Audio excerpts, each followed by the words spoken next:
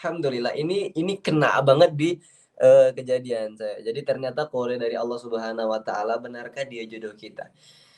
Bismillah. Jadi ini cerita kalau cerita saya tentang, istri saya, Aisyah, itu sudah biasa. Tapi kalau saya cerita tentang abang ipar saya yang kemarin nikahnya itu 1 hari beda dengan saya, yang coba kita sampaikan ya.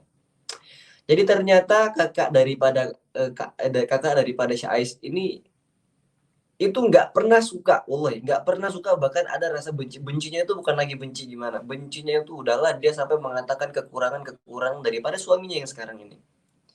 Jadi sampai dia katakan, "Ah, nggak mau dia pendek, ah, nggak mau dia kucel, ah, nggak mau dia segala macam, apa segala macam, nggak mau," itu.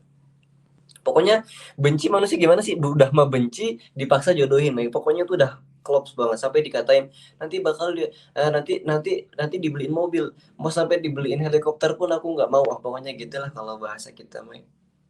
Sampai ternyata udah bencinya luar biasa, tapi gimana kemudian kok bisa menikah gitu. Pergi ke Mesir berapa hari tiba-tiba langsung Allah bolakin langsung hatinya, langsung tiba-tiba langsung ngomong ke Umi, "Umi saya pengen nikah." Insya Allah lah ya.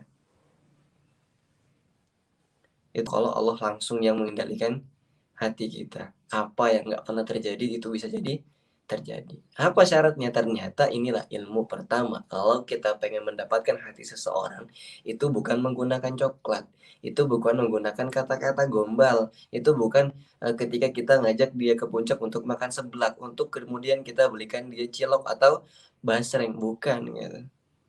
Tapi ternyata cara kita untuk mendapatkan hati seseorang yang paling pertama kali itu kita lakukan adalah dekati dulu penciptanya, kemudian rayulah dengan rayuan terbaik kita, bagaimana nantinya agar Allah yang menciptakan hati orang tersebut, kita minta agar hati kita bisa bersatu dengan hati yang orang kita inginkan.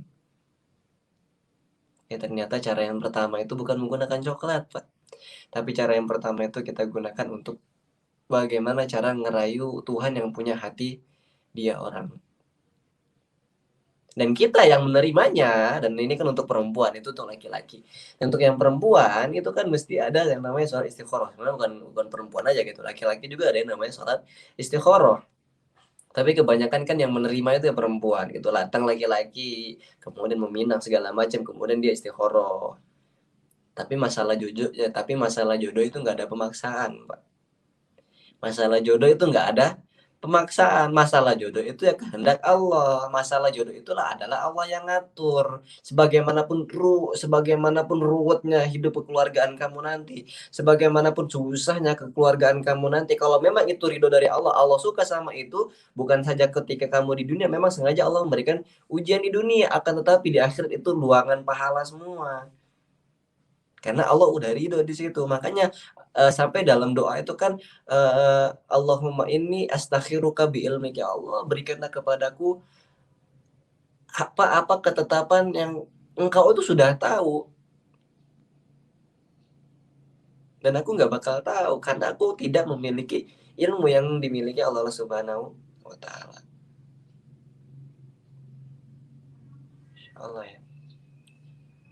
Nah inilah kalau kemudian itu cara laki-laki untuk mendekati hati perempuan, atau cara perempuan itu untuk menerima doa tadi, istikharah, Pak. Nah, kode dari Allah Subhanahu wa taala ternyata ini bahkan kejadian di saya banget. Saya sebelumnya itu bakal tanya-tanya sampai kemudian saya pernah mengatakan saya nggak mau menikah, saya mau menolak pernikahan ini, saya mau membatalkan pernikahan ini, sampai saya mengatakan begitu. Saya membatalkan pernikahan ini nanti ketika saya mulai nadzor, ketika saya mulai mengkhitbah gitu. Saya berharap nanti perempuan ini bakal menolak saya gitu. Jadi ternyata inilah, kalau kita menuju kepada jalan pernikahan gitu, kalau memang dia adalah jodoh kita, banyak kemudahan-kemudahan yang kadang-kadang kita nggak pikir dari mana. Banyak kemudahan-kemudahan yang kayaknya itu kita, "Loh kok ini bisa? Loh kok itu gampang?" Gitu. Sampai kita tuh nggak tahu itu dari mana sedikit pun. Ini ternyata kode dari Allah kalau dia jodoh kita adalah banyaknya kemudahan-kemudahan yang mana sebelum kita melakukan ritual pernikahan, Allah datangkan kepada kita.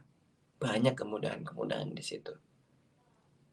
Itu kalau sudah dalam rencana ritual pernikahan. Tapi kalau sebelum itu, itulah kode dari Allah, ini wallahu alam ya, mungkin sebagian orang kalau saya di channel YouTube saya menyatakan juga saya nggak dapat mimpi itu, padahal saya berapa kali sholat gitu. Nah, tapi kalau dari ini istri saya, bukan saya pernah menyampaikan kemarin gitu kan, ternyata ketika dia sholat istikharah, yang mimpi betul bukan dia, tapi yang mimpi siapa? Masuklah uminya, datang saya ke mimpi uminya. Dia punya kakak ipar di situ, datanglah saya ke mimpi kakak iparnya di situ. Ternyata kadang-kadang jawaban itu bukan daripada dia, bisa masuk kepada keluarga-keluarganya. Oh, keluarganya bilang, "Oh, ini bagus nih," gitu. Ternyata itulah kode dari Allah Subhanahu wa taala. Allah itu punya 1001, bukan 1001, bermiliar-miliar cara untuk kayak kita itu seakan-akan, karena Allah itu nggak pernah mau buat satu adegan. Allah itu nggak pengen buat scan-scan perfilman itu kayak anteng kita bakal ketebak itu, kita Allah nggak pengen gitu. Karena yang Allah inginkan adalah karena Allah itu sutradara terbaik, penulis naskah skenario terbaik, ya Allah itu kadang-kadang di luar nalar logika kita, tiba-tiba, "Oh, kok bisa kayak gini?" Gitu.